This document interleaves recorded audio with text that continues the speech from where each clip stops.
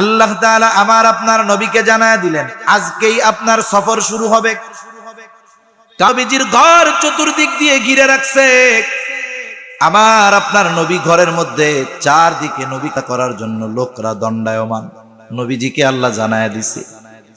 ওই রকম পরিস্থিতির কথা আমরা বলতেছি, শুনতেছি, বলাও সহজ, শোনাও সহজ।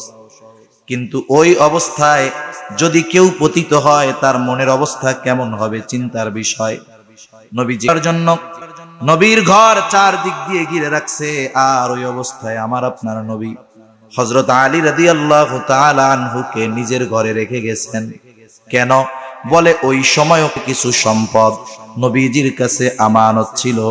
আল্লাহর নবী আলী রাদিয়াল্লাহু তাআলা আনহুকে সম্পদগুলো বুঝায় দিয়ে গেলেন এবং প্রত্যেকের সম্পদ প্রত্যেকের কাছে ফিরায় দেবার পর এরপরে মদিনার উদ্দেশ্যে রওনা হওয়ার নির্দেশ দিয়ে গেলেন। তার মানে ওই মুসিবতের সময়ও আমার আপনার নবী অন্য কারো মাল খেয়ানত করে নাই। আমরা হলে কি চিন্তা করতাম? আমরা চিন্তা করতাম যাদের জন্য জীবন চলে যাইতেছে এদের মাল কি ফেরত দেওয়া লাগবে? এটা নিয়ে আরো যাইতে হবে। অথচ নবীজিকে যারার জন্য ঘিরে রাখছে তাদের সম্পদ তাদের কাছে পৌঁছানোর ব্যবস্থা না করে নবীজি সফর শুরু করেন নাই। কেমন আমানতদার মানুষ! এই ইংরেজ লিখতেছে যে একটা মানুষ তার সম্পদ নিজের কাছে যত নিরাপদ মনে করত তার চাইতে মুহাম্মাদের কাছে সম্পদটা গচ্ছিত রাখাকে বেশি নিরাপদ মনে করত। সুবহানাল্লাহ! সেই আমানতদার নবীর উম্মত আমরা। আমাদের আমানতদারিতার অবস্থা বড় খারাপ, সব ক্ষেত্রেই খারাপ। লেনদেনের ক্ষেত্রে খারাপ। আমরা তো আমাদের হাতে যেটা আসে এটা মনে করি এটা আমাদের। কোনটা আমানত জামানত অন্যের সম্পদ এগুলো দেখার টাইম আমাদের নাই। আমরা যখন দেখি টাকার অঙ্ক বড়, আমার ঈমান ঠিক থাকে না, আগে টাকা লাগবে এরপরে যাওয়াই হবে। সেজন্য আমাদের আমানতদারিতার গুণ অর্জন করার দরকার। আমানত কোথায় কোথায় হয়? এক নাম্বার, আমাদের প্রত্যেককে লেনদেনের ক্ষেত্রে সর্বোচ্চ আমানতদারিতার গুণ অর্জন করার দরকার। স্বাভাবিকভাবে লেনদেনের ক্ষেত্রে আমানতের বিষয়টা আমাদের কম বেশি জানা আছে। সহজ হিসাব হলো, আমার কাছে যদি কারো আমানত থাকে অথবা সাধারণ কোনো সম্পদ আমার আপনার কাছে থাকে, যিনি হকদার তিনি যদি ভুলেও যান, আল্লাহ তাআলার নির্দেশ আমাকে নিজ দায়িত্বে তার সম্পদ তার কাছে পৌঁছায়া দিতে হবে। এখন যার সম্পদ তার যদি মনে না থাকে ফিরিয়ে দেওয়ার নির্দেশ আল্লাহ আমাদের দিয়েছেন, আমরা তো ওই মালিকের থেকে জোর করে সম্পদ নিয়ে যাইতে চাই। আর যদি মনে না থাকে তাহলে ওইটারে নিজের জন্য খাওয়া জায়েজ মনে করি। জোর তো মনে নাই, মনে যেহেতু নাই দেওয়ার সেহেতু দরকার নেই। অথচ দায়িত্বটা কি ছিল? যদি আমার কাছে কারো হক থাকে, ওই ব্যক্তি জানেও যে তার সম্পদ আমার কাছে, তার মনে না থাকুক, কিন্তু আল্লাহ তাআলা তার এই সম্পদ প্রকৃত হকদারের কাছে ফিরিয়ে দেওয়ার নির্দেশ আল্লাহ তাআলা আমাকে দিয়েছেন। এজন্য দায়িত্বটা ছিল আমার, তার মনে না থাক। কিন্তু আমরা কি করি? অনেক সময় অন্যেরটা ভোগ করার চেষ্টা করি। এটা করব না। সাধারণভাবে আমানতের সম্পদ আমার কাছে থাক, এমনে কারো হক থাক, আমি ভাই আমার কাছে বোনের হক আছে, আমি এটা ফিরিয়ে দিব। আমার কাছে আরেকজনের সম্পদ আছে, আমি ফিরিয়ে দিব। যদি না হয় কিয়ামতের দিন সবচাইতে নিঃস্ব ওই ব্যক্তি হবে যে মানুষের হক নষ্ট করে। এজন্য লেনদেনের ক্ষেত্রে সর্বোচ্চ স্বচ্ছতা অর্জন আমরা করব ইনশাআল্লাহ। কারণ মানুষ চেনার প্রকৃত পদ্ধতি হলো লেনদেন। তাহাজ্জুদ দিয়া, আওয়াবিন দিয়া, তাসবিহ দিয়ে আপনি একটা মানুষের প্রকৃত অবস্থা বিবেচনা করতে পারবেন না, প্রকৃত অবস্থা জানতে পারবেন না। প্রকৃত অবস্থা জানার অন্যতম মাধ্যম হলো লেনদেন। এজন্য অনেক ভালো মানুষ আছে এই দুনিয়ায় যাদের আমরা চিনি জানি, আছে হয়তো আপনাদের, কিন্তু দেখা যাবে তার লেনদেনে সর্বোচ্চ পর্যায়ের অস্বচ্ছতা। এ বিষয়টা নিয়ে লম্বা কথা বলার ইচ্ছা আমার নাই, এই জন্য দিকে যাব না। তাহলে 1 নাম্বার, লেনদেনের ক্ষেত্রে আমরা আমানতদারিতার গুণ অর্জন করব। 2 নাম্বার, শুধুমাত্র লেনদেনের মধ্যেই আমানতদারিতা তা নয়, কথাও কিন্তু আমানত হয়। নবীজি সাল্লাল্লাহু আলাইহি ওয়াসাল্লাম বলেন, ইদা হাদ্দাসার রাজুলু সুম্মা ইলতাফাতা ফাহিয়া আমানাতুন। নবী বলেন, যখন কেউ কোনো কথা বলে আর এদিকে সেদিকে তাকায়, ফাহিয়া আমানাতুন, ওই কথাটাও আমানত হয়ে যায়।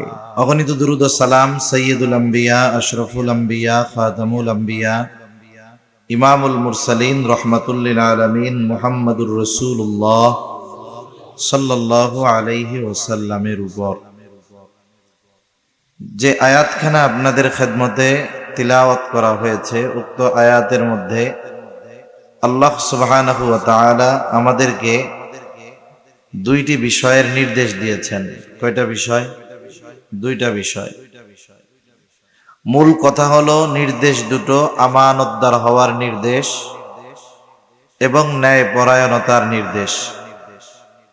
এই আয়াতের শানে নুজুলের দিকে আমি যাব না, কিন্তু মুফাসসিরিনে কেরাম বলেন, যেটাকে যেই ঘটনাকেই কেন্দ্র করে এই আয়াত নাজিল হোক না কেন, মুহাদ্দিসিনে কেরাম বলেন এখানে সব ধরনের আমানতি উদ্দেশ্য। সাথে সাথে আল্লাহ তাআলা ইনসাফ তথা ন্যায় পরায়ণতার কথা বলেছেন। যে জাতির মধ্যে এই 2টা জিনিস আছে, আমানতদারিতা, ন্যায় পরায়ণতা, সেই জাতি বড় সৌভাগ্যবান জাতি। যেই সমাজের মধ্যে আমানতদারিতা, ন্যায় পরায়ণতা আছে, সেই সমাজের মানুষ সৌভাগ্যবান মানুষ। তার মানে বোঝা গেল এই 2টো জিনিস খুবই গুরুত্বপূর্ণ ব্যক্তিগত জীবনে, পারিবারিক জীবনে, রাষ্ট্রীয় জীবনে, সব জায়গায়।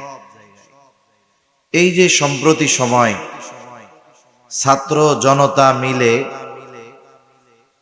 জালেমের বিরুদ্ধে জীবন দিয়ে দিল, কেন? জালেমের মধ্যে কোনো ন্যায় পরায়ণতা থাকে না, অন্যায় ভরা থাকে। জালেমের কাজই হইল জুলুম করা। এই জালেমের জুলুম থেকে বাঁচার জন্য বা জালেমের জুলুমে বাধ্য হয়ে মানুষ জীবন দিতে পিছপা হয় নাই। কিন্তু মানুষ যদি ন্যায় বিচার পাইত, শাসক যদি তার ক্ষমতাকে গনিমত না মনে কইরা নেয়ামত মনে করে আমানতদারিতার সাথে এই দায়িত্ব পালন করত, বলেন তো তাহলে মানুষের জীবন দেওয়ার কোনো দরকার হইত? তার মানে শুধু ব্যক্তিগত জীবন না, রাষ্ট্রীয় জীবনে এই 2টা জিনিস যদি শাসকদের মধ্যে না থাকে, যেই শাসকের মধ্যে আমানতদারিতা, ন্যায় পরায়ণতা নাই, ওই দেশের মানুষও বড় মুসিবত আর বিপদে থাকে, ঠিক কিনা?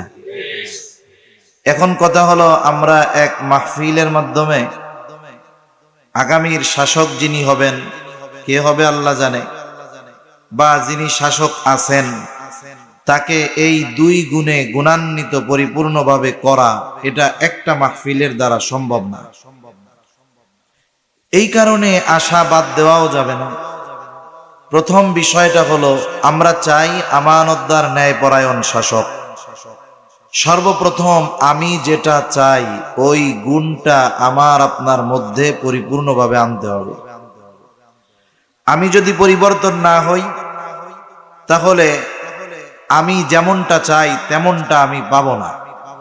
সেজন্য পরিবর্তনের শুরু হবে আমাদের নিজেদের থেকে।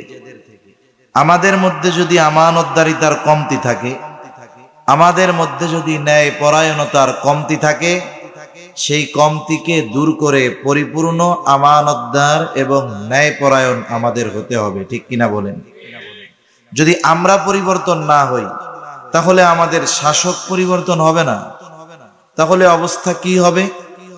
দেখা যাবে শাসকের চেহারায় শুধু চেহারার পরিবর্তন হয়েছে। দেখা যাবে আগে মহিলা ছিল, এখন পুরুষ আসছে। চেহারার পরিবর্তন হবে, কিন্তু শাসকের চরিত্রের পরিবর্তন হবে না। দেখা যাবে আগের জনের চরিত্র যেমন ছিল, পরে যে আসছে তার চরিত্র ওই রকম, ঠিক কিনা বলেন? এজন্য আমাদেরকেও পরিবর্তন হওয়া দরকার। তো এই আয়াতের মধ্যে আল্লাহ তাআলা যে দুইটা বিষয়ের কথা বলছেন খুবই গুরুত্বপূর্ণ বিষয়। আল্লাহ সুবহানাহু ওয়া তাআলা বলেন, ইন্নাল্লাহা ইয়া'মুরুকুম আন তু'আদ্দুল আমানাতি ইলা আহলিহা।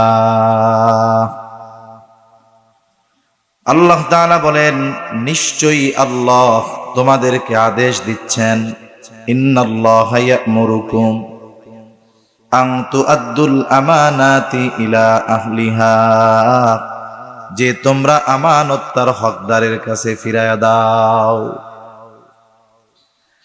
2 নম্বর আদেশ আল্লাহ তাআলা বলেন, ওয়া ইযা হাকামতুম বাইনান নাসি আন তাহকুমু বিল আদল, তোমরা যখন মানুষের মধ্যে বিচার আচার করবা, ন্যায় বিচার করবা, তাহলে 1 নাম্বার আমানত হকদারের কাছে ফিরাইয়া দেওয়ার নির্দেশ আল্লাহ তাআলা দিলেন, তার মানে আমানতদার হওয়ার নির্দেশ দিলেন। 2 নাম্বার ন্যায় পরায়ণ হওয়ার নির্দেশ আল্লাহ তাআলা দিলেন। প্রথম বিষয় আমানত, আমানতদারিতা এটা হলো মুমিনের ভূষণ। কারণ একটা মানুষ যদি খেয়ানতকারী হয় তাহলে সে মুমিন হতে পারে না, আর যে মুমিন সে কখনো খেয়ানতকারী হতে পারে না। এই যে আমানতের খেয়ানত করা এটা মুমিনের স্বভাব নয়, খাসলাত নয়, বরং আমানতের খেয়ানত করা এটা হলো মুনাফিকের খাসলাত। মুনাফিক জঘন্য এক জিনিস। যেই রোগের আলামত দেখা যায় ওই রোগের চিকিৎসা নেওয়া সহজ, কিন্তু যেই রোগের আলামত টের পাওয়া যায় না, দেখা মনে হয় সুস্থ কিন্তু ভেতরে খেয়ে দিছে, কোনো আলামত নাই, একেবারে জীবনের শেষ সময় লাস্ট স্টেজে গিয়ে টের পাওয়া যায় লোকটা অসুস্থ হয়েছে, কিন্তু এর আগে 3 বছর ধরে ক্যান্সার ভিতরে খেয়ে দিছে, সে তো সুস্থ, ট্রিটমেন্ট করবে না, এটা তার জীবন নাশের কারণ হয়ে যেতে পারে। মুনাফিকের অবস্থাও এরকম, কারণ মুনাফিক সে তার কুফরিকে গোপন রেখে ঈমানকে প্রকাশ করে। এই জন্য মুনাফিকের ব্যাপারে আল্লাহ তাআলা বলেন, ইন্নাল মুনাফিকিনা ফিদ দারকিল আসফালি মিনান নার ওয়া লান তাজিদা লাহুম নাসীরা। মুনাফিকের স্থান হবে জাহান্নামের একেবারে তলদেশে, তার জন্য কোনো সাহায্যকারী নেই। বাস্তবতা হলো মুনাফিকের যেই আলামতগুলো এগুলো আমাদের অনেকের মধ্যে আছে, একটা নয় অনেকের মধ্যে সবগুলো আছে। মুনাফিকের আলামতগুলোও আমাদের সকলের কম বেশি জানা আছে। এরপরেও আবার একটু আমরা স্মরণ করি, আলোচনা করি। মুনাফিকের 1 নাম্বার আলামত নবীজি বলেন, ইদা হাদ্দাসা কাযাবা, মুনাফিক যখন কথা বলে মিথ্যা কথা বলে। ইদা ওয়াদা আখলাফা, ওয়াদা করলে ওয়াদা খেলাফ করে। ইদা তুমিনা খানা, আমানতের খেয়ানত করে। মুনাফিকের আরেকটা আলামত, ওয়া ইদা তাখাসামা ফাজারা, মুনাফিকের সাথে যদি কারো একটু ঝগড়া লাগে সে মন্দ বকাঝকা করে। এই যে 4টা আলামত, আপনাদের সমাজের অবস্থা জানি না, আমাদের সমাজে জানাশোনা অনেক মানুষ আছে, হাজী সাহেব নামাজ কালাম পড়ে, সব ঠিক আছে, আবার এই 4টা জিনিস তার মধ্যে পাওয়া যায়। আছে নাকি এরকম? আছে না? এই 4 আলামতই তার মধ্যে আছে। এখন আমাদের কারো মধ্যে যদি এগুলো থাকে আমরা এগুলো বাইর করে ফেলব। জীবাণু হয়তো জীবন ধ্বংস করবে কিন্তু ঈমান ধ্বংস করবে না। আপনি যদি জানতে পারেন আপনার আঙ্গুল, চিটাগাংয়ের বড় ডাক্তার দেখিয়েছেন, ঢাকায় গেছেন, বাহিরেও গেছেন, ডাক্তার বলেছে আপনি যদি আপনার জীবন বাঁচাতে চান তাহলে আপনার আঙ্গুল 1 ইঞ্চি কেটে ফেলতে হবে। বলেন তো জীবন বাঁচানোর জন্য আঙ্গুলের মায়া ত্যাগ করবেন কি করবেন না? নাকি বলবেন ডাক্তার মরে যাই তবে আঙ্গুল কাটা যাবে না? বলবেন? বরং বলবেন প্রয়োজনে একটু বেশি কইরা কাটেন, যেন জীবাণু টিবাণু না থাকে, ঠিক না? ডাক্তার বলবে 1 ইঞ্চি, আপনি বলবেন যে পুরাটাই কেটে ফেলেন তো। কোন সময় আবার না জানি জীবাণু থাকে, বিপদে পড়ে যায়। আবার আঙ্গুলটা কাইটা ফালায়া দিবে, টাকা খরচ করবেন, ডাক্তারকে ধন্যবাদও দিবেন। জীবন বাঁচানোর জন্য যদি ডাক্তার বলে হাত কেটে ফেলতে হবে, আমি পিছপা হব না, হাত কেটে ফেলবো। আর এক হাতে ধরা পড়ছে, বলে কাটতে হবে নাইলে বাঁচবেন না। টাকা দিবেন, বলবেন দাম, ফেলায়া দেন, হাত লাগবে না, বাইসা থাকলে হইছে। যদি পায়ে ইফেক্ট হয়, সমস্যা হয়, ডাক্তার বলে হাত 2টাও তো গেছে, এখন পা 2টা না কাটলে বাঁচবেন না, টাকা দিয়া ঠ্যাং 2টাও কাটাবেন। তাহলে বোঝা গেল জীবাণু এটা অঙ্গহানির কারণ হতে পারে, জীবন ধ্বংসের কারণ হতে পারে, কিন্তু এটা ঈমান ধ্বংসের কারণ নয়। কিন্তু মুনাফিকের আলামত গুলো এমন এমন জীবাণু, এটা যদি আমাদের মধ্যে বিস্তার লাভ করতে পারে, ওটা ঈমানকে ধ্বংস করে দিতে পারে। এজন্য এগুলো যদি আমাদের মধ্যে থাকে, আমরা বাইর করে ফেলবো ইনশাআল্লাহ। জোরে কোন ইনশাআল্লাহ। অরিজিনাল ইনশাআল্লাহ কইছেন তো আবার। ইনশাআল্লাহ কিন্তু নার বদলে ব্যবহার হয়, জানেন? মানে একটা জিনিস, একজন আপনাকে একটা কাজের কথা বলছে যে ভাই আপনার সাথে আমার এত ভালো সম্পর্ক, এই কাজটা আমারে কইরা দেন।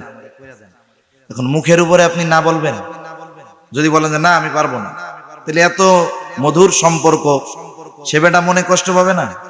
দেখুন চিন্তা করে, না কই কেমনে, কই ইনশাআল্লাহ। কি বলে? তার মানে ওইটা করবে না, না বলতে পারে না, নার বদলে ব্যবহার করে ইনশাআল্লাহ। এই যে আমাদের যে পরিভাষাগুলো, ইসলামিক পরিভাষাগুলো, এগুলোর ব্যবহার যথাযথভাবে যথাস্থানে করার দরকার ছিল। তাবলীগের লোক আসছে, একজনকে তাশকিল করতেছে, ছাড়েই না, আর একজন পাশের থেকে কয় ইনশাআল্লাহ না কওয়া পর্যন্ত ছাড়বে না। এইবার তাশকিল করতেছে যে এক চিল্লায় চলো, ও বলে বাঁচার তো আর উপায় নাই, জামু তো নাই, ইনশাআল্লাহ জামু নেই, ঠিক আছে ছেড়ে দিচ্ছে। তাহলে আমরা এই শব্দকে যথাযথ স্থানে ব্যবহার না করলে শব্দের ওজন নষ্ট হয়ে যায়। এজন্য ইনশাআল্লাহ দৃঢ় প্রত্যয়ের সাথে বলতে হবে। আল্লাহর উপরে ছাইড়া দিলে হবে না, তো আমাদের চেষ্টা করতে হবে। তৌফিক দিবেন কে? আল্লাহ। তাহলে এই মুনাফিকের আলামত গুলার মধ্যে একটা আলামত হলো ইদা তুমিনা খানা, আমানতের খেয়ানত করা। অথচ আমানতদারিতা এমন একটা গুণ, এমন একটা বিষয়, এটা সাধারণ কোনো আমল নয়। কিছু আমল আছে করলে সওয়াব, না করলে গুনাহ নাই। আবার কিছু আমল আছে করলো না, এই কারণে তার শাস্তি হবে। কিন্তু আমানতদারিতার গুণ এমন এক গুণ, এটার মধ্যে যদি কারো ত্রুটি থেকে যায়, অপূর্ণতা থেকে যায়, তার ঈমানের মধ্যে ত্রুটি থেকে যায়। এজন্য রাসূলুল্লাহ সাল্লাল্লাহু আলাইহি ওয়াসাল্লাম বলেন, লা ঈমানা লিমান লা আমানাতা লাহ। যার মধ্যে আমানতদারিতা নাই, তার ঈমান নাই। এই জন্য আমানতদারিতা গুরুত্বপূর্ণ একটা গুণ, আমাদের প্রত্যেকের অর্জন করা দরকার। আমার আপনার নবী ছিলেন সর্বোচ্চ আমানতদার নবী। এই আমানতদারিতার গুণ উনি নবুয়তির আগ পরে পেয়েছেন এমনটা নয়। আমানতদারিতার গুণ আমার আপনার নবী নবুয়তির বহু আগে অর্জন করেছে। রাসূলুল্লাহ সাল্লাল্লাহু আলাইহি ওয়াসাল্লামের উপাধি ছিল আল আমিন, বিশ্বস্ত, আমানতদার, as-সাদিক, সত্যবান। কেমন আমানতদার ছিলেন আমার আপনার নবী? অনেক ঐতিহাসিকেরা আমার আপনার নবীকে নিয়ে সিরাত লিখেছে, নবীর জীবনী লিখছে। একজন ঐতিহাসিক, ইংরেজ ঐতিহাসিক, ইংরেজ শাসন আমলে বাংলাদেশে আসছে, মানে উপমহাদেশে সে আগমন করেছে। সে দেখতে পাইল উপমহাদেশে মুসলমানেরা তাদের আদর্শের উপরে অটল, বিশেষ করে উলামায়ে কেরাম আদর্শের উপরে অটল। অপর দিক দিয়ে অন্য ধর্মের যারা আছে, তারা ইংরেজদের তোষামদি করে বিভিন্ন এলাকার বড় বড় জায়গিরদার, জমিদার হয়ে যাইতেছে। এই জন্য উপমহাদেশের বিভিন্ন জায়গায় দেখবেন মুসলমান জমিদার কম, অন্য ধর্মের জমিদার বেশি। কোন ধর্মের বুঝছেন তো? এরা জমিদারি পাইছে কেমনে? ইংরেজদের তেল মাইরা। বিশ্বকবি কেমনে হইছে? পাম মাইরা আর তেল মাইরা।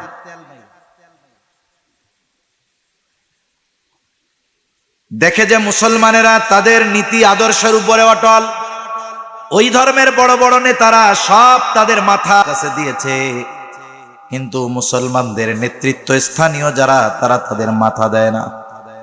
এই ব্যক্তি মুসলমানদের অনুসরণীয় ব্যক্তিকে তালাশ করতে গিয়ে একজন মহামানবের সন্ধান পেয়ে গেলেন। তিনি হলেন মুহাম্মাদুর রাসূলুল্লাহ সাল্লাল্লাহু আলাইহি ওয়াসাল্লাম। এইবার নবীর ব্যাপারে তিনি জানতে আগ্রহী হলেন, নিজে নবীর ব্যাপারে জানলেন এবং নিজে নবীর ব্যাপারে একটা সিরাত লিখলেন। উনি লিখছে নবীজির ব্যাপারে, নবীজির চারিত্রিক বিষয়গুলোর সৌন্দর্য উনি একটা একটা করে তুলে ধরছেন। উনি ওনার সিরাতের মধ্যে নবীজির আমানতদারিতার ব্যাপারে লিখতেছেন যে মুহাম্মদ সাল্লাল্লাহু আলাইহি ওয়াসাল্লাম মুসলমানদের নবী, তিনি আমানতদারিতার ব্যাপারে সর্বোচ্চ আমানতদার ছিলেন। মক্কার মানুষ যে তার ঘোর দুশমন, সেও নির্দ্বিধায় নিশ্চিন্তে তার সবচেয়ে দামি সম্পদটা মুহাম্মাদের কাছে আমানত রাখত। দুশমন নবীজির কাছে আমানত রাখতে দ্বিধাদ্বন্দ্বের মধ্যে পড়তো না যে আমি তার সাথে দুশ্মনী করতেছি, তার কাছে কি সম্পদ রাখা যাইব? এই পেরেশানি দুশ্মনও করতো না, এই টেনশন দুশ্মনেরও ছিল না। চিন্তা করতো আমি মুহাম্মাদের যত বিরোধিতা করি না কেন, মুহাম্মদ এই কারণে আমার সম্পদ দখল দিবে না, খেয়ে ফেলবে না, খেয়ানত করবে না। সুবহানাল্লাহ। রাসূলুল্লাহ সাল্লাল্লাহু আলাইহি ওয়াসাল্লাম যখন মক্কা থেকে মদিনার উদ্দেশ্যে রওনা হবেন, হিজরত হবে, কিন্তু কবে আল্লাহ তাআলা জানান নাই। প্রস্তুত থাকার কথা বলেছেন, নবীজিও প্রস্তুত। ওই সময় অনেক সম্পদ আমার আপনার নবীজির কাছে। মোটামুটি টের পাইছে, মনে হয় মক্কা ছেড়ে চলে যাবে, তাইলে তো হাত ছাড়া হয়ে যাবে, কি করার দরকার। সব গোত্র মিলে পরামর্শ করলো মুহাম্মদকে আর দুনিয়ায় রাখা যাবে না, প্রত্যেকটা গোত্র থেকে এক একজনকে নির্বাচিত করা হন্ড ঘটানো হবে। আল্লাহ তাআলা আমার আপনার নবীকে জানায় দিলেন আজকেই আপনার সফর শুরু হবে। নবীজির ঘর চতুর্দিক দিয়ে ঘিরে রাখছে। আমার আপনার নবী ঘরের মধ্যে চারদিকে নবীকা করার জন্য লোকরা দণ্ডায়মান। নবীজিকে আল্লাহ জানায় দিছে। ওই রকম পরিস্থিতির কথা আমরা বলতেছি, শুনতেছি, বলাও সহজ, শোনাও সহজ, কিন্তু ওই অবস্থায় যদি কেউ পতিত হয় তার মনের অবস্থা কেমন হবে চিন্তার বিষয়। নবীজির জন্য নবীর ঘর চারদিক দিয়ে ঘিরে রাখছে, আর ওই অবস্থায় আমার আপনার নবী হযরত আলী রাদিয়াল্লাহু তাআলা আনহুকে নিজের ঘরে রেখে গেছেন। কেন? বলে ওই সময়ও কিছু সম্পদ নবীজির কাছে আমানত ছিল।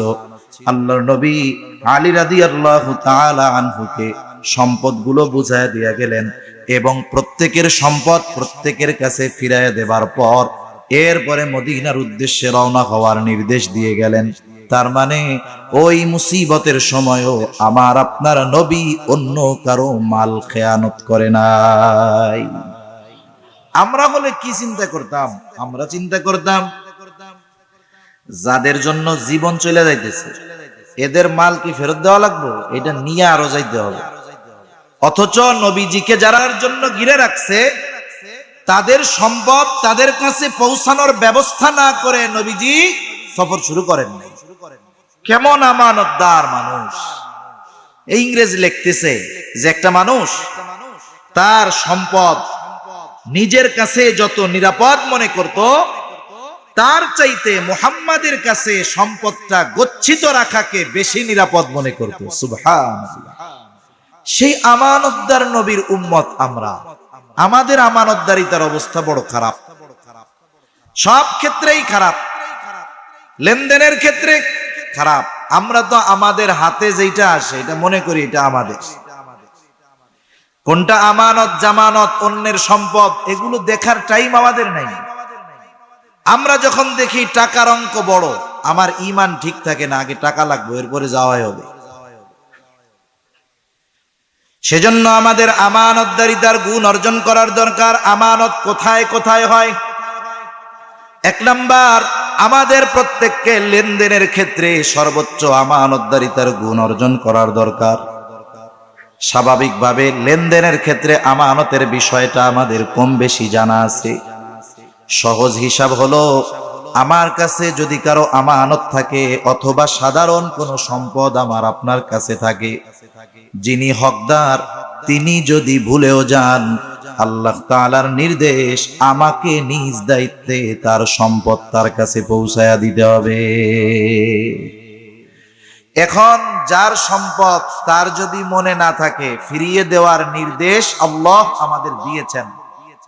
আমরা তো ওই মালিকের থেকে জোর করে সম্পদ নিয়ে যাইতে চাই, আর যদি মনে না থাকে তাহলে ওইটারে নিজের জন্য খাওয়া জায়েজ মনে করি।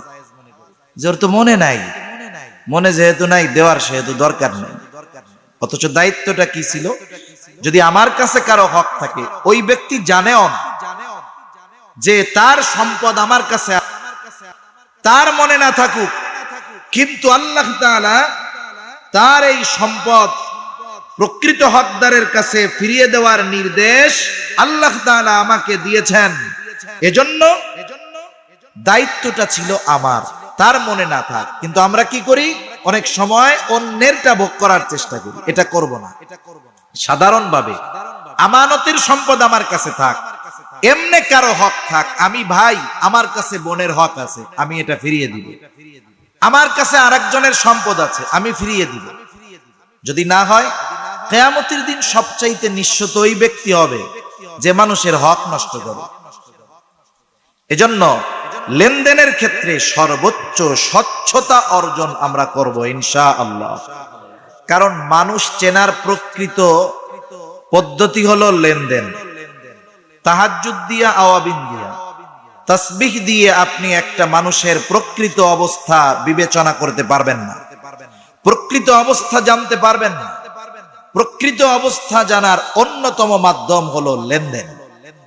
এজন্য অনেক ভালো মানুষ আছে এই দুনিয়ায়, যাদের আমরা চিনি জানি, আছে হয়তো আপনাদের, কিন্তু দেখা যাবে তার লেনদেনে সর্বোচ্চ পর্যায়ের অস্বচ্ছতা।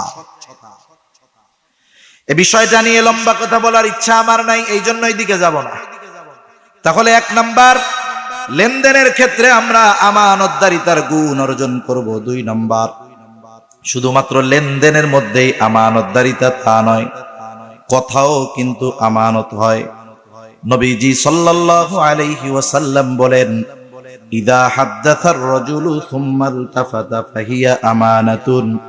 নবী বলেন, যখন কেউ কোনো কথা বলে আর এদিকে সেদিকে তাকায়, ফাহিয়া আমানাতুন, ওই কথাটাও আমানত হয়ে যায়। একজন আমার আপনার কাছে আসছে, আসার পরে ডানে বামে তাকাচ্ছে, এদিক সেদিক তাকায় আর কথা বলে। এই যে তাকাইলো, এদিক সেদিক তাকিয়ে যেই কথাটা বলল, এই কথাটা আমার আপনার কাছে কি বলেন তো? আমানত। তার বলা লাগবে না যে এই কথাটা হুজুর আপনার কাছে আমানত, কারো কাছে বললেন না। বাস্তবতা হলো, যে এই কথা বলে সে আরো আগে ফাঁসে। যখন বলবে আমার কাছে হুজুর এই কথাটা আপনারে বললাম, আর কাউরে বললেন না, মানুষ পাথর খাইয়া পারত খেয়ে হজম করে ফেলতে পারবে, কিন্তু কথা হজম করা কঠিন।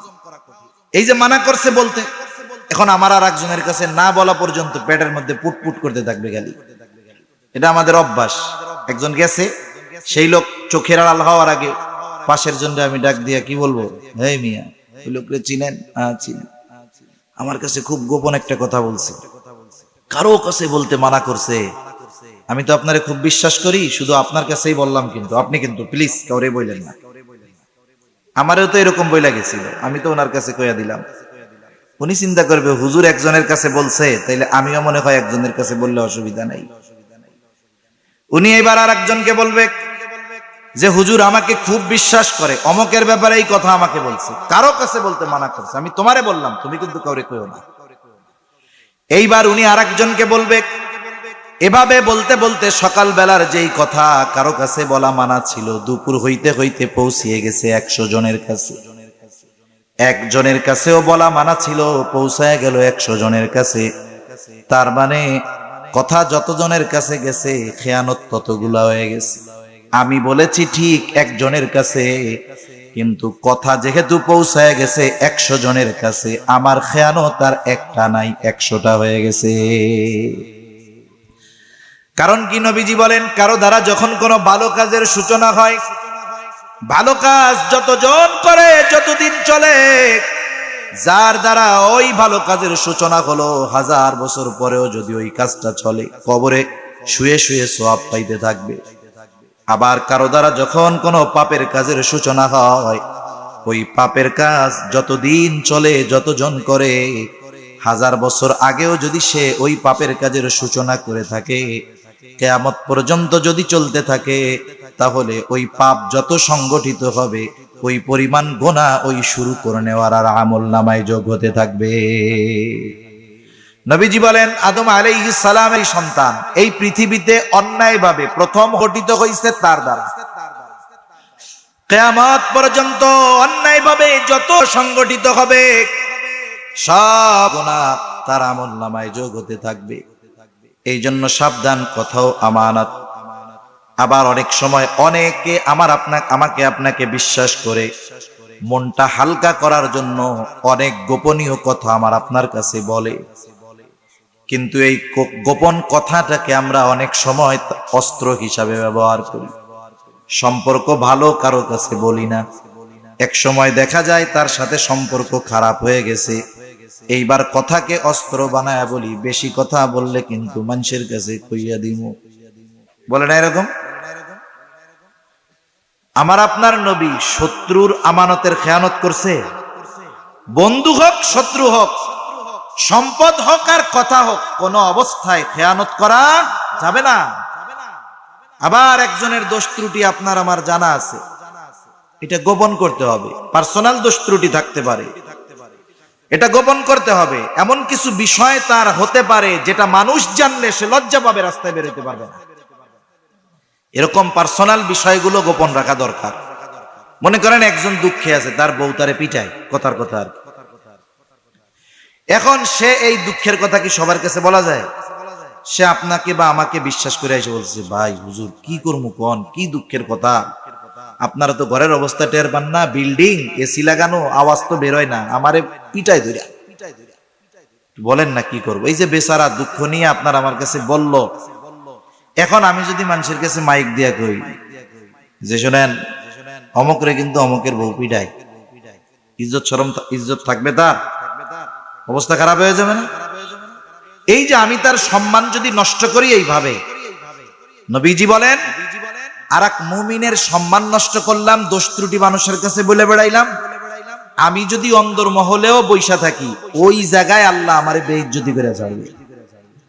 আর যদি গোপন করতে পারি, তাহলে আল্লাহ তাআলা দুনিয়া আখিরাতে আমার আপনার অনেক দোষ ত্রুটি গোপন রেখে দিবে। তা কথার আমানতের বিষয় থেকে গেলাম, কথাও আমানত হয়। 3 নাম্বার দায়িত্ব আমানত, এটা বড় একটা আমানত, কিন্তু আমাদের সমাজে আমরা দায়িত্বটাকে আমানত মনে করি না। যদি কেউ বড় কোনো দায়িত্ব পায়, সে চিন্তা করে এটাই হলো আমার ইংল্যান্ডে, কানাডায়, বেগম পাড়ায় বাড়ি বানানোর একটা রাস্তা, অনেক সম্পদ বানানোর রাস্তা, গাড়ি বাড়ি বানানোর রাস্তা। এই জন্য এই জামানায় মানুষ দায়িত্ব নেওয়ার জন্য প্রতিযোগিতা করে, কিন্তু এমন এক জামানা গিয়েছে মানুষদেরকে পিটিয়ে দায়িত্ব দেওয়া যায় না। জীবন দিছে তবু দায়িত্ব নিতে চায় নাই। আমাদের কলিজার টুকরো ইমাম আজম আবু হানিফা রহমাতুল্লাহি আলাইহি, খলিফা মনসুরের সাথে দেখা হয়ে গেছে রাস্তায়।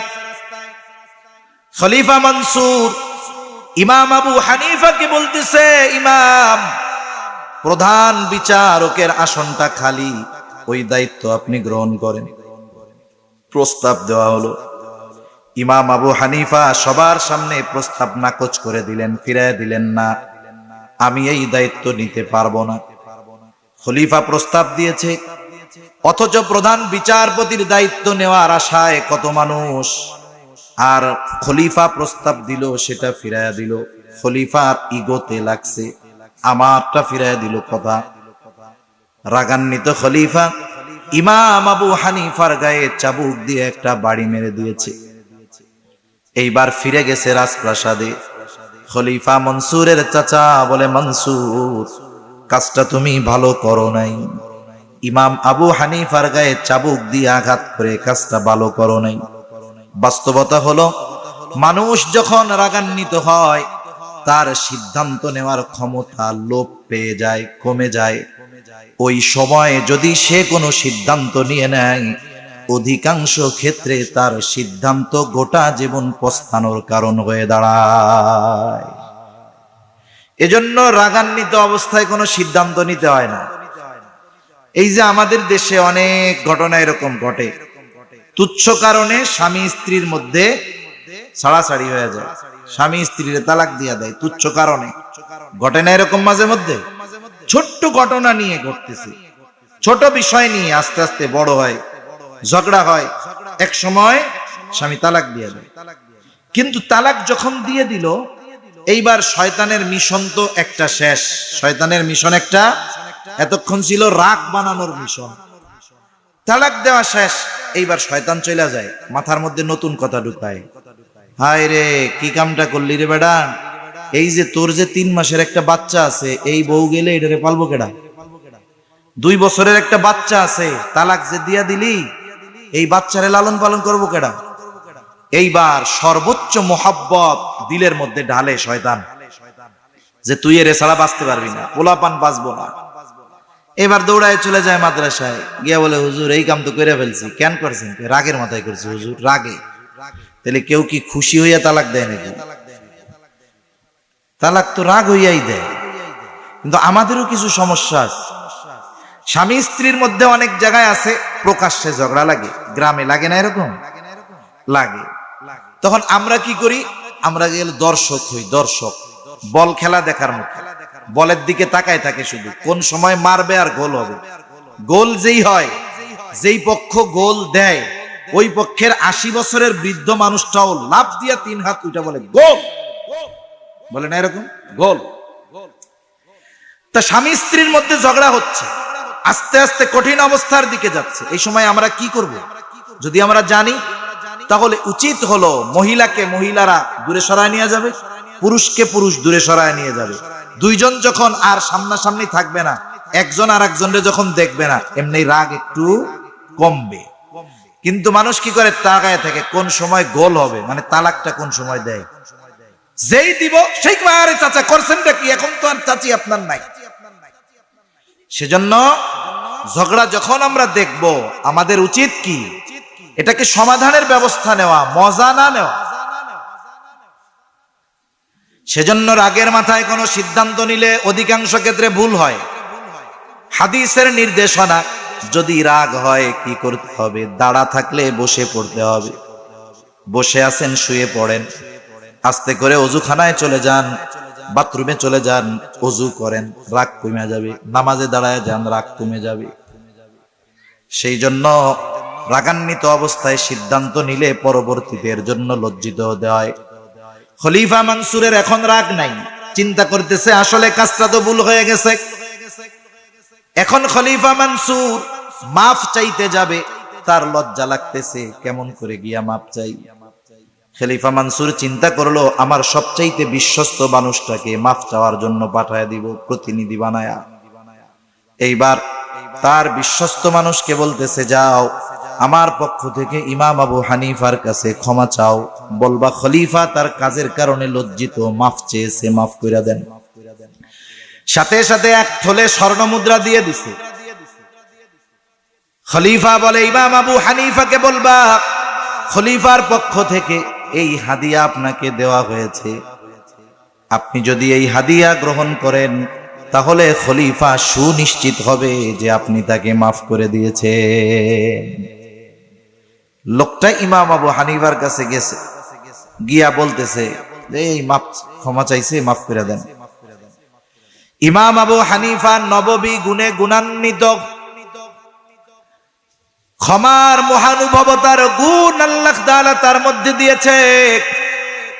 তিনি বললেন, ঠিক আছে, আমি মাফ করে দিলাম, ক্ষমা করে দিলাম। কারণ নবীজিকে যদি কেউ ব্যক্তিগত কারণে কষ্ট দিত, আমার আপনার নবী তাকে মাফ করে দিতেন। যদি নিজের ব্যক্তিগত বিষয় হইতো, নবীজি কি করতেন? মাফ করে দিতেন। ইমাম আবু হানিফা বলছেন, মাফ করে দিলাম। এইবার লোকটা বলে, এই যে 1 থলে স্বর্ণ খলিফা আপনার জন্য হাদিয়া দিয়েছে, আপনি গ্রহণ করলে তিনি সুনিশ্চিত হবেন যে আপনি মাফ করছেন। ইমাম আবু হানিফা বলে, না, এটা ফেরত নিয়ে যান, আমি তাকে মাফ করে দিয়েছি। লোকটা বারবার জোরাজুরি করতেছে। ইমাম আবু হানিফা এবার বলে, আপনার খলিফা আমারে যে হাদিয়া দিল, এত টাকা পাইল কই? বলে, উনি কোথার থেকে দিবে? উনি রাষ্ট্রীয় কোষাগার থেকে দিয়েছে। বলে, না, রাখা যাবে না, ফেরত নিয়ে যান। এইবার লোকটা বলে, আপনি রাখেন, আপনার ব্যক্তিগত কাজে ব্যয় করার দরকার নেই, আপনি সাদকা করে দিয়েন। ইমাম আবু হানিফা বলতেছে, তোমার থেকে আমি এটা রাখবার পর নিজের জন্য ব্যয় করলাম নাকি মানুষকে দিয়ে দিলাম, এটা বিষয় নয়, বরং তোমার খলিফা জানবে ইমাম আবু হানিফা রাষ্ট্রীয় কোষাগার থেকে দেওয়া আমার হাদিয়া গ্রহণ করেছে। সুতরাং এটা নেওয়ার কোনো সুযোগ নাই, ফেরত তো নিবাই। খলিফাকে গিয়ে বলবা, রাষ্ট্রীয় কোষাগার থেকে তার জন্য যেই ভাতা আছে, এই ভাতার বাইরে 1 দিনার বা দিরহাম ব্যক্তিগত কাজে ব্যবহার করার কোনো সুযোগ নেই। কঠোর ভাষায় বলে দিচ্ছে। এইবার লোকটার একটু মেজাজ খারাপ হয়েছে তো। আর মানুষ তো বদনাম বলার সময় তিলকে তাল বানায় বলতে পারে। এই গুণ মাশাআল্লাহ মানুষের মধ্যে সেরকম। মনে করেন একজনের দোষ আর একজনের কাছে বলবে, এত সুন্দরভাবে বলতে পারে, মনে হয় যে মিথ্যাকে একটা শৈল্পিক রূপ দিয়ে সাজাইয়া মিথ্যা কথা কইতে পারে। ও গিয়ে সুন্দর মতো এই বিষয়টাকে খুব আকারে খলিফার সামনে বলছে, কত বড় সাহস দেখছেন, আপনার হাদিয়া তো নেই নাই, বরং এইভাবে বলছে যে আপনি খেয়ানত করতেছেন। খলিফা আবার রাগ হয়ে গেছে, এরকম কথা আমারে বলছে, আমি খলিফা আমার এরকম বলছে, যাও, পাঠাই দিছে বাহিনী, আটক করো, জেলখানার মধ্যে ঢুকাই দাও। ঐতিহাসিকেরা লিখে, ইমাম আবু হানিফাকে প্রতিদিন চাবুক দিয়ে আঘাত করা হতো, আর বলা হতো প্রধান বিচারকের দায়িত্ব গ্রহণ করেন, ছেড়ে দেওয়া হবে। চাবুকের আঘাত সহ্য করে ইমাম আবু হানিফা, এরপরেও প্রধান বিচারকের দায়িত্ব গ্রহণ করে না। ঐতিহাসিকদের থেকে 2টা মত পাওয়া যায়। একটা হলো খাবারের সাথে বিষ প্রয়োগ করে ইমাম আবু হানিফাকে এসে ফেলা হলো। আর এক বর্ণনা, তিনি প্রচন্ড রকমের অসুস্থ হয়ে গেলেন, ওনাকে বাড়িতে পাঠিয়ে দেওয়া হলো, তবে গৃহবন্দী করে ফেলা হলো, নজরদারিতে রাখা হলো। ওনার শাগরেদেরা জিজ্ঞাসা করে, ওস্তাদ, আপনাকে যেই দায়িত্ব নেওয়ার জন্য এত জুলুম করা হলো, সেই দায়িত্ব নেওয়ার যত যোগ্যতা দরকার যদি পৃথিবীতে একজনের মধ্যে থাকে, সেই ব্যক্তি হলেন আপনি। এরপরেও জুলুম সহ্য করলেন, এরপরেও দায়িত্ব কেন গ্রহণ করলেন না? ইমাম আবু হানিফা বলেন, আমি যেই দায়িত্ব নিব না সেটার ব্যাপারে আল্লাহ আমাকে জিজ্ঞাসা করবে না, কিন্তু বিচারকের দায়িত্ব গ্রহণ করবার পর আমার যদি এই দায়িত্বের কোনো ত্রুটি বিচ্যুতি হয়ে যাইতো, খেয়ানত হয়ে যাইতো, কিয়ামতের দিন আল্লাহ তাআলার সামনে আমাকে খেয়ানতের বোঝা নিয়ে দাঁড়ানো লাগতো। আবু দাউদের হাদিস, নবীজি বলেন, তোমাদের কাউকে যদি কোনো রাষ্ট্রীয় দায়িত্ব দেওয়া হয়, সে যদি ওই দায়িত্ব পালনে সুচ পরিমাণ খেয়ানত করে, সুচ পরিমাণ, একটা সুচ আর কয় টাকা, 1 টাকাও হবে না, 2 টাকাও হবে না।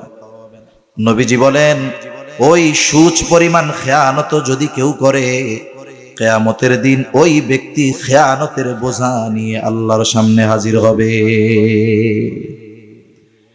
এজন্য চিন্তা করার দরকার, একটা ব্যক্তির দায়িত্ব যত বড়, দায়িত্বের অবস্থানের কারণে খেয়ানতটা তত বড় হয়ে যায়।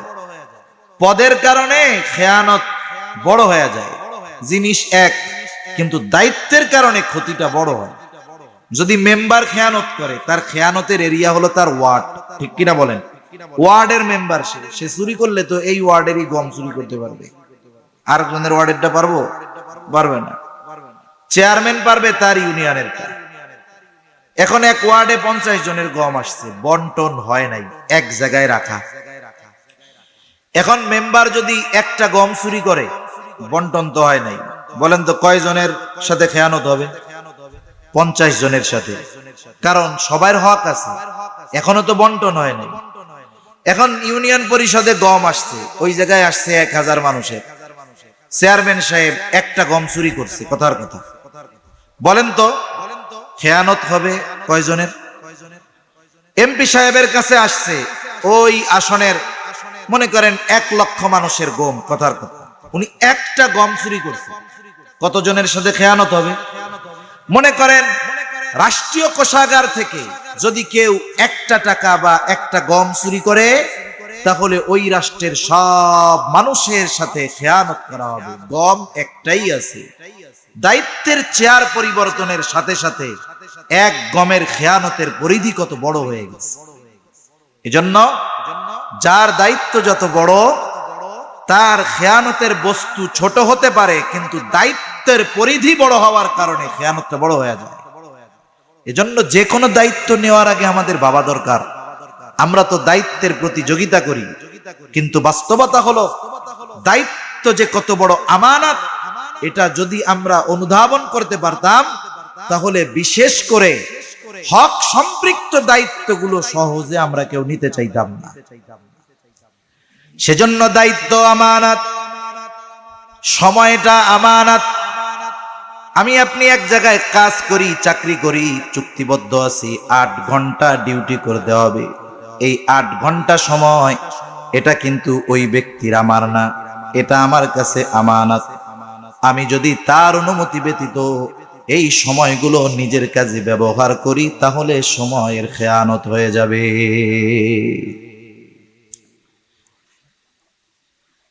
আমাদের নিকট অতীতের মানুষগুলো সময়ের আমানতের ব্যাপারে কতটা সচেষ্ট ছিলেন। মাজহার নানুতুবি রহমাতুল্লাহি আলাইহি, মাজাহিরুল উলুম সাহারানপুর মাদ্রাসা, যার নামে হযরত মাদ্রাসায় পড়াইতেন, সময় হিসাব করে টাকা নিতেন, ক্লাস করাইতেন, সময় হিসাব করে ওজিফা নিতেন। ওনার ব্যাপারে লেখা হয়েছে, উনি একদিন অফিসে গেছেন, অফিসে গিয়ে ওনারে ওজিফা দেওয়া হয়েছে। ওই মাসে একদিন ক্লাসের সময় উনি ওনার ব্যক্তিগত কাজে ব্যবহার করেছেন কিছু সময়। হিসাব করে ওই পরিমাণ সময়ের বিপরীতে যতটুকু অর্থ হয় ফেরত দিয়ে দিয়েছেন। জিজ্ঞাসা করে, হযরত এটা কি বেশি গেছে নাকি? তিনি বললেন, না, এটা আমার কাছে বেশি এসেছে এমনটা নয়, বরং এই মাসের অমুক দিন অমুক সময় এই কয় মিনিট আমি আমার নিজের কাজে ব্যয় করেছিলাম, যেটার বিপরীতে যেই অর্থ আমার জন্য নেওয়া উচিত হবে না, সেই জন্য সেটা ফেরত দিয়ে দিলাম। নিকট অতীতের মানুষ, এই বিষয়গুলো আমাদের কাছে কল্পনার মতো মনে হয়। এজন্য কেউ যদি সময়ের ব্যাপারে তার চুক্তি থাকে, চাকরি বাকরি, যে কোনো মাদ্রাসা, স্কুল, যে কোনো জায়গায় হইতে পারে, আমার আপনার দ্বারা যেন সময়ের খেয়ানত না হয়। আমার কর্মস্থলের আসবাব যদি ব্যক্তিগত কাজে ব্যবহারের অনুমতি না থাকে, খাতা হোক, কলম হোক, টেলিফোন হোক, মোবাইল হোক, এটা ব্যক্তিগত কাজে ব্যবহার করলে খেয়ানত হবে। যদি অনুমতি থাকে তাহলে ভিন্ন কথা। অফিসের আসবাব আমানত, সম্পদ আমানত, আমার জান আমানত, মাল আমানত, সন্তান আমানত, অঙ্গ প্রত্যঙ্গ আমানত। এগুলোর খেয়ানত হয় গুনাহ করার মাধ্যমে। আল্লাহ তাআলা বলেন, ইয়ালামু খাইনাতাল আ'য়ুনি ওয়া মা তুখফিস সুদূর। চোখের কি খেয়ানত আমরা করি, আল্লাহ তাআলা সেটা জানেন। অন্তরের কি খেয়ানত করি, আল্লাহ তাআলা তাও জানেন। সুবহানাল্লাহ। তাহলে অঙ্গ প্রত্যঙ্গ দিয়ে যদি গুনাহ করি, তাহলে অঙ্গ প্রত্যঙ্গের খেয়ানত হয়। সাথে সাথে শরীয়তের সকল বিধিবিধান আমানত।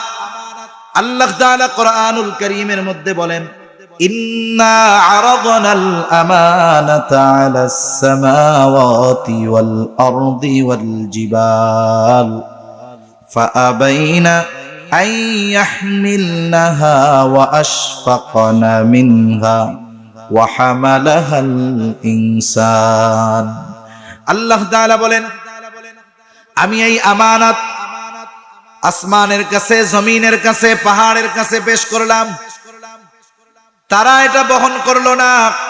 তারা প্রচন্ড ভীত সন্ত্রস্ত হয়ে গেল, প্রচন্ড ভয়ে বিনয়ে তারা হয়ে গেল, ভীত সন্ত্রস্ত হয়ে গেল।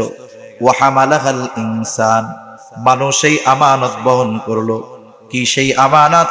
মুফাসসিরিনে কেরাম বলেন সেই আমানত হলো কোরআন, কেউ বলেন শরীয়তের বিধিবিধান, একই কথা। এই জন্য আল্লাহ তাআলার পক্ষ থেকে ইসলামে যত বিধি নিষেধ আছে, সকল করণীয় বর্জনীয় বিষয়গুলো আমাদের কাছে আমানত।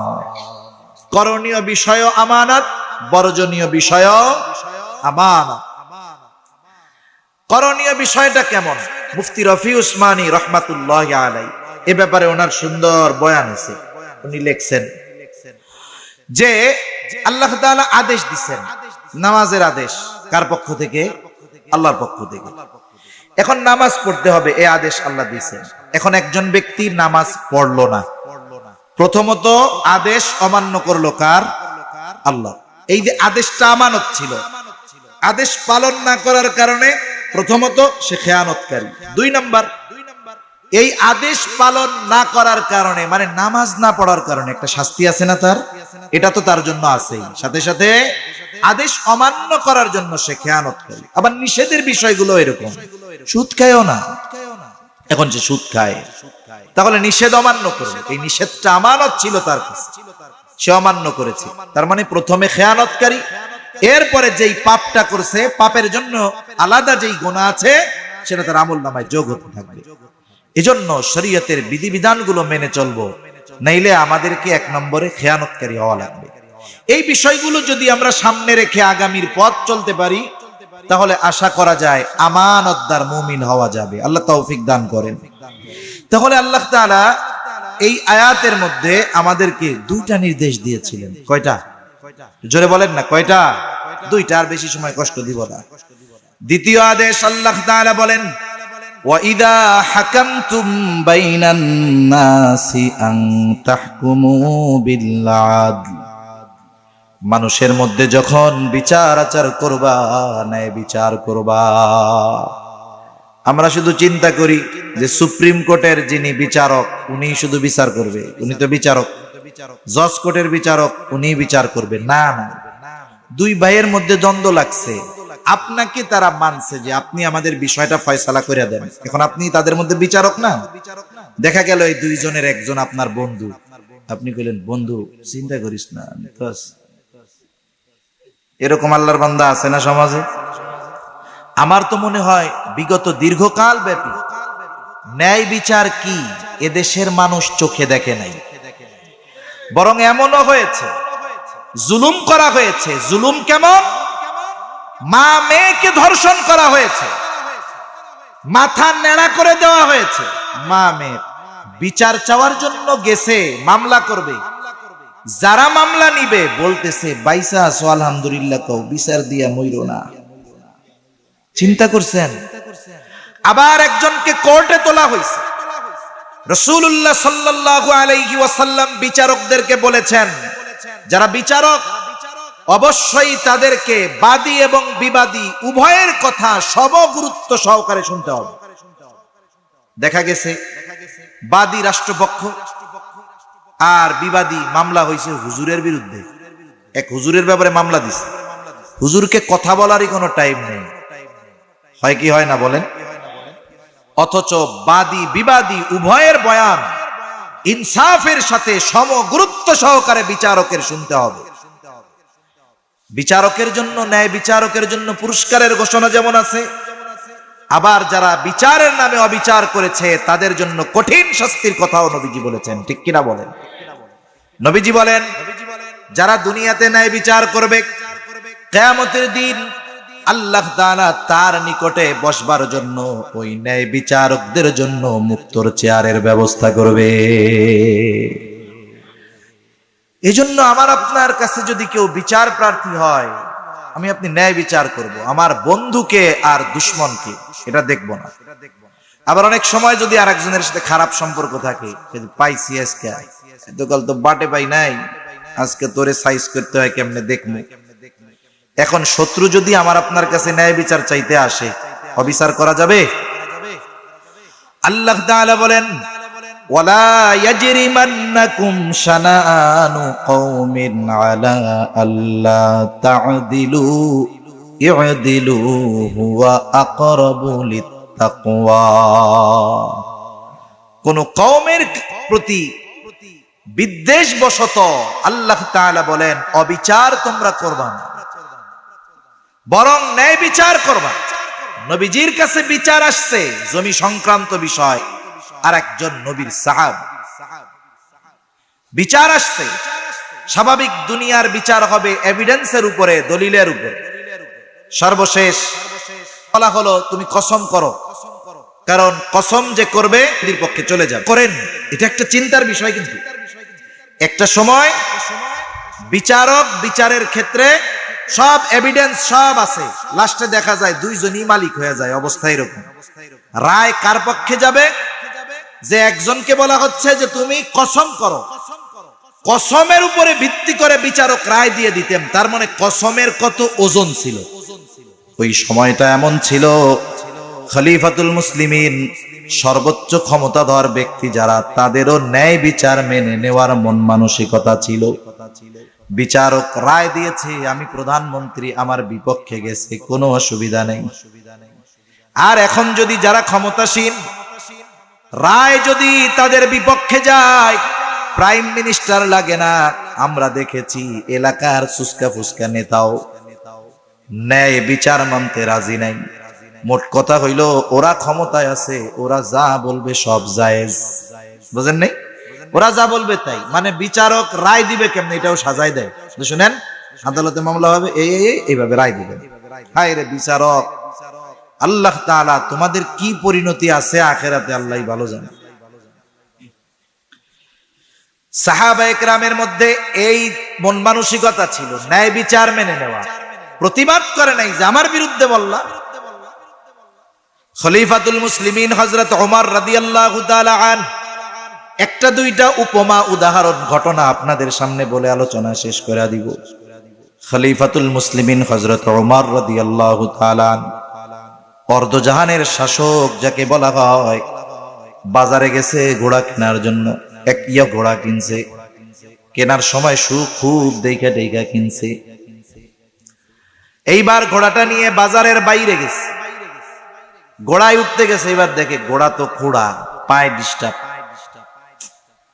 আবার ঘোড়া নিয়ে ফেরত আসছে। ভিতরে যখন আসছে, কি ব্যাপার, তুমি আমারে খারাপ ঘোড়া দিছো কেন? আমি ভালো ঘোড়া দিছি। খলিফা বলতেছে, না তুমি আমারে খারাপ দিছো, না ভালো দিছি। দুজনের মধ্যে তর্কাতর্কি চলতেছে না?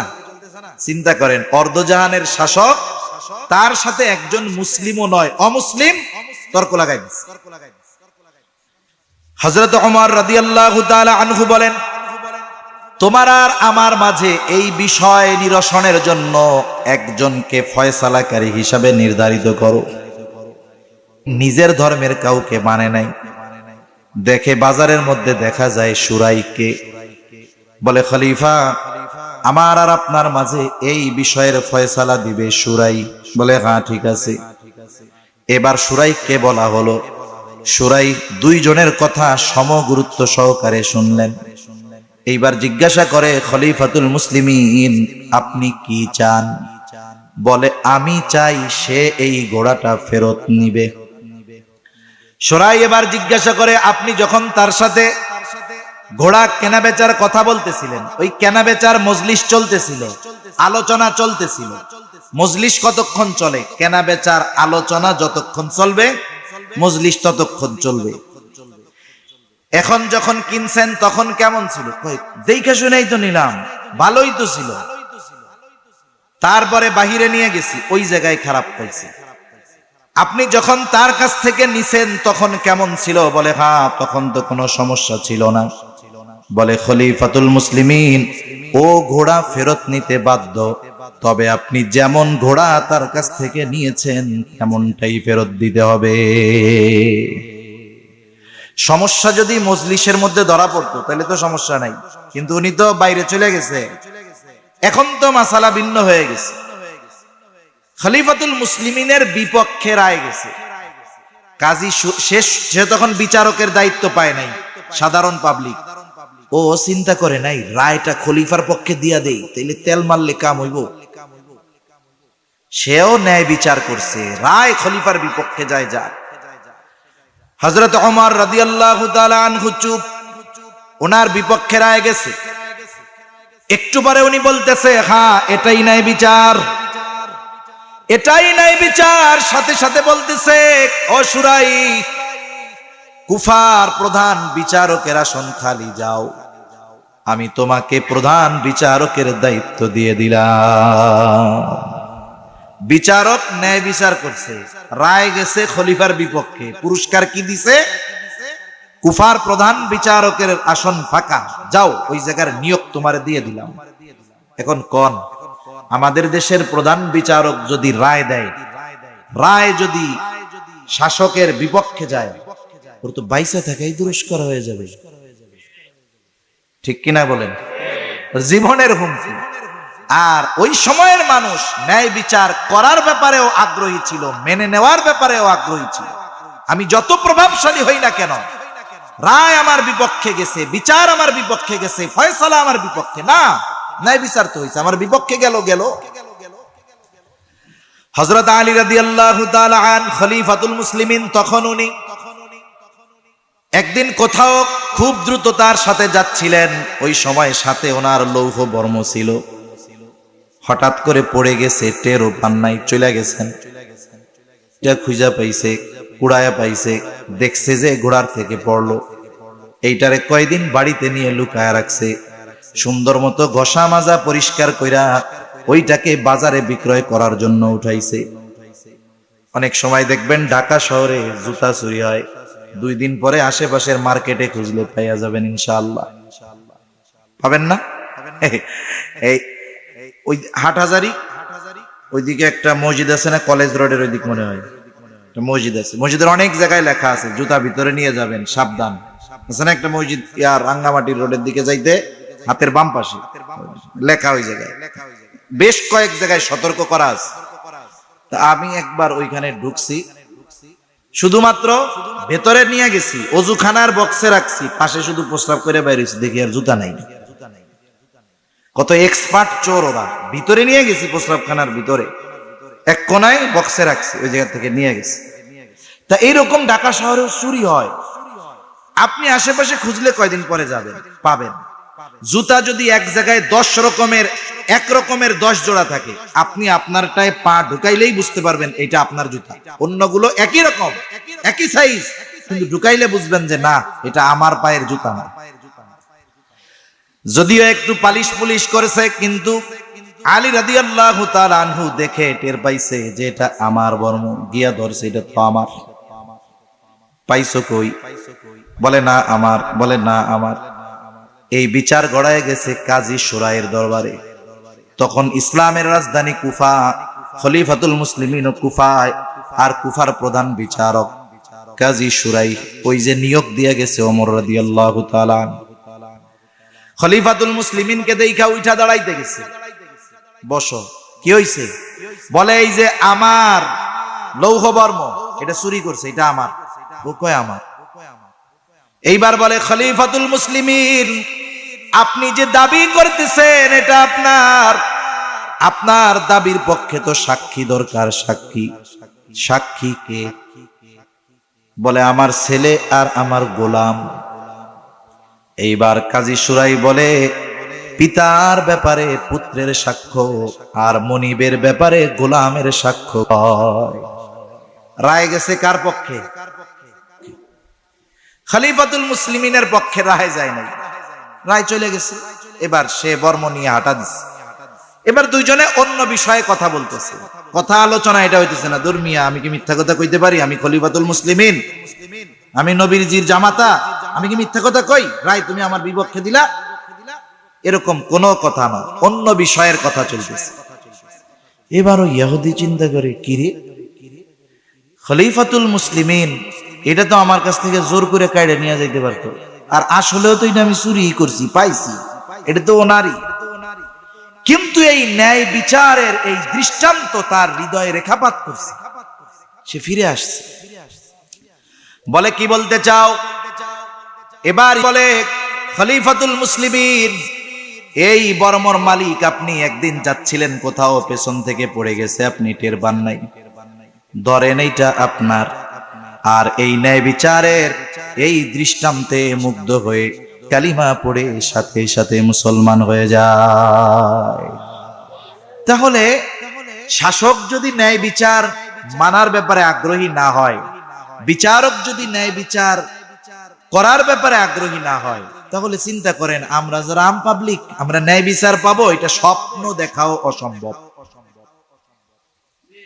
শেষ একটা দৃষ্টান্ত আমার আপনার নবীর ব্যাপারে বলে শেষ করে দেই। হাদিসের মধ্যে আসছে, কুরাইশ বংশের একজন মহিলা, কুরাইশ বংশের অন্যতম 3টা শাখা ছিল, গোত্র ছিল।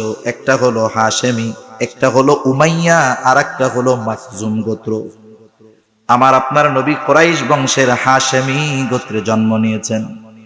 জিবরাইল আলাইহিস সালাম বলেন, আমি পূর্ব থেকে পশ্চিম, উত্তর থেকে দক্ষিণ সমগ্র পৃথিবী ভ্রমণ করেছি, কুরাইশ বংশের হাশেমি গোত্রের মতো সম্মানজনক গোত্র আর কোথাও দেখি নাই।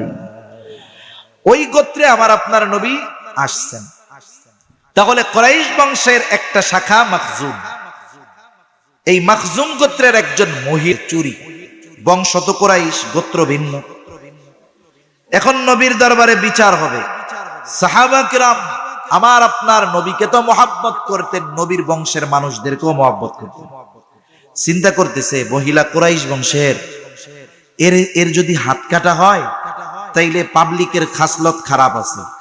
মনে করেন এক বংশের একজন একটা অন্যায় করছে, এই অন্যায়ের দায়ভার তার উপরে, কিন্তু আমরা কি করি, ওই ব্যক্তির গোটা বংশ গোত্র নিয়ে তুইলা ধরি যে অমুক বংশ, ও এটা তো চোরের বংশ।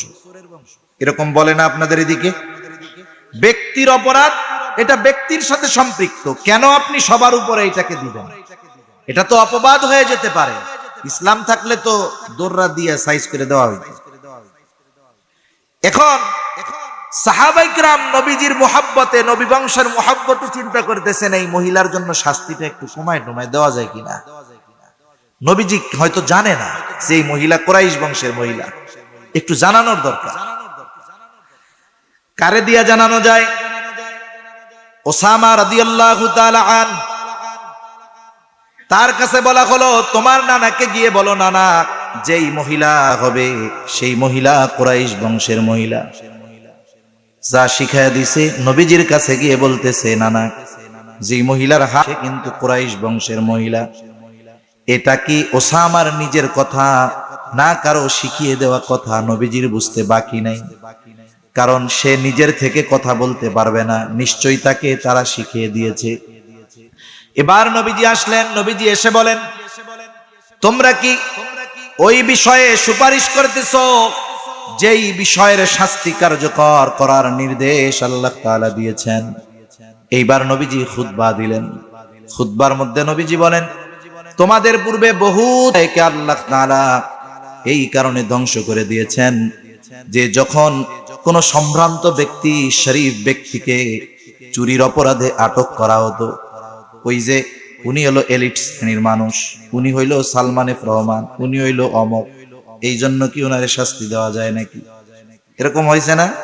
চুরি করেছে মিলিয়ন মিলিয়ন ডলার, কিন্তু অনেক এলিট শ্রেণীর লোক, বসুন্ধরা গ্রুপের মালিক, উনি একজনের মাইরাই ফেলছে, ওনারে কি শাস্তি দেওয়া যায়?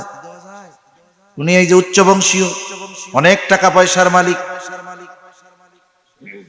অতীতের জামানায় নবীজি বলেন, এই রকম সম্ভ্রান্ত লোক যখন চুরির অপরাধে আটক হতো তাকে ছেড়ে দেওয়া হতো, আবার একই অপরাধে যখন কোনো দুর্বলকে আটক করা হতো তার উপরে শাস্তি কার্যকর করা হতো। এই যে অবিচার, এই কারণে নবীজি বলেন তোমাদের পূর্বে বহু আল্লাহ ধ্বংস করে দিয়েছে। আমার আপনার নবী তখন বলেন ওয়াইমুল্লাহ, আল্লাহর শপথ, লাউ আন্না ফাতিমা বিনতু মুহাম্মদ সাল্লাল্লাহু আলাইহি ওয়াসাল্লাম সারাকাত লাকাতাতু ইয়াদাহা। নবীজি বলেন আল্লাহর শপথ, মুহাম্মাদের কন্যা ফাতেমাও যদি চুরি করত, লাকাতাতু ইয়াদাহা, অবশ্যই আমি তার হাতটা কেটে দিতাম। বিচারের ক্ষেত্রে কোনো স্বজন প্রীতি নাই, অথচ এই ন্যায় বিচার এটা আমাদের জন্য আকাশ কুসুম কল্পনার মতো। এখন বলেন তো, আপনারা যারা সবচেয়ে মুরব্বী আছেন, আপনার হায়াত যত বছর, রাষ্ট্রীয় একেবারে সর্বোচ্চ স্থান থেকে রাষ্ট্রের সর্বনিম্ন স্থান পর্যন্ত ইনসাফ, ন্যায় বিচার আর আমানতদারিতা ছিল? কথা বলে না ছিল?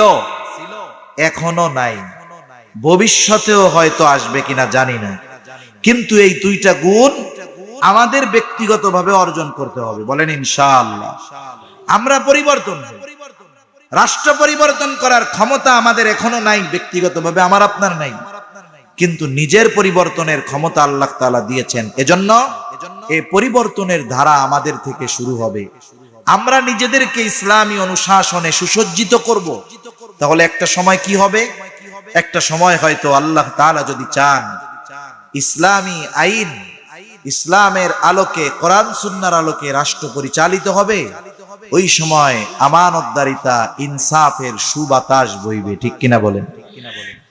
এই গুণগুলো যদি সবার মধ্যে চলে আসে, তখন দেখবেন গভীর রাতে একা চলবেন, অনিরাপদ মনে হবে না। এখন তো মানুষের মধ্যে চলতেও নিজেকে অনিরাপদ মনে হয়। আমরাই ছোটবেলা দেখেছি যে মানুষ গরম লাগছে, কারেন্ট ছিল না, উঠানে ফাঁকা জায়গায় মশারি টানায় ঘুমায়া থাকছে। এখন বিল্ডিং এর মধ্যে থাই গ্লাস আছে, বড় গ্রিলের রড দিয়ে শক্তপোক্ত জানালা আছে, এরপরেও রাতে জানালা খুলে শুইতে ভয় লাগে। কেন? ন্যায় বিচার নাই, আমানতদারিতা নাই। এগুলো না থাকার কারণে আমরা নিজেরাই নিজেদেরকে অনিরাপদ মনে করি। সেজন্য উচিত এই পরিবর্তনের ধারা নিজেদের থেকে হওয়া। আল্লাহ তাআলা আমাদের প্রত্যেককে পরিপূর্ণ আমানতদার ও ন্যায়পরায়ণ হওয়ার তৌফিক দান করেন। এরপরে আল্লাহ তাআলা এই দুই নির্দেশ দিয়া নিজের ওয়াজের প্রশংসা নিজে করতেছেন। মানুষ যদি নিজের ভালো কাজের প্রশংসা নিজে করে, এটারে মানুষ বলদ বলে, বলদ। কিন্তু আল্লাহ তাআলা নিজের ওয়াজের প্রশংসা নিজে করতেছেন, এর দ্বারা আল্লাহ তাআলার বড়ত্বের প্রকাশ পায়। আল্লাহ তাআলা বলেন, ইন্নাল্লাহা নি'ম্মা ইয়া'iদুকুম বিহ, নিশ্চয়ই আল্লাহ তোমাদেরকে কতই না সুন্দর ওয়াজ করলেন। তার মানে এই দুইটা গুণকে সুন্দর গুণ বলে অভিহিত করেছেন আল্লাহ। এই দুই গুণের ওয়াজকে সুন্দর ওয়াজ বলে অভিহিত করেছেন আল্লাহ। আল্লাহ তাআলার কথাগুলো আমি মূলত আপনাদের শোনায় গেলাম। আমি এখান থেকে চলে যাওয়ার পর এই কথাগুলোর উপরে আপনারা আমল করেন কি করেন না আমার দেখার কোনো সুযোগ নাই। আবার কেউ যদি কোনো আলোচনা সমালোচনা করেন, আমার শ্রবণ করবারও কোনো সুযোগ নেই। কিন্তু বলেন তো, এই কথাগুলো, সুন্দর ওয়াজগুলো আমরা শুনবার পর, জানবার পর যদি আমল না করি, কোনো আলোচনা সমালোচনা করি, আল্লাহ তাআলা দেখবেন কি দেখবেন না? আলোচনা করলে শুনবেন কি শুনবেন না? সেই কথাই কেমন যেন আল্লাহ তাআলা বলেন, ও আমার গোলাম, এত সুন্দর ওয়াজ তোমাদেরকে করলাম, এই ওয়াজ শোনার পরে, জানার পরে তোমরা আমল করো কি করো না, আমি আল্লাহ কিন্তু এটা দেখি। কি আলোচনা সমালোচনা করো, আমি আল্লাহ কিন্তু এটা শুনি। কেন?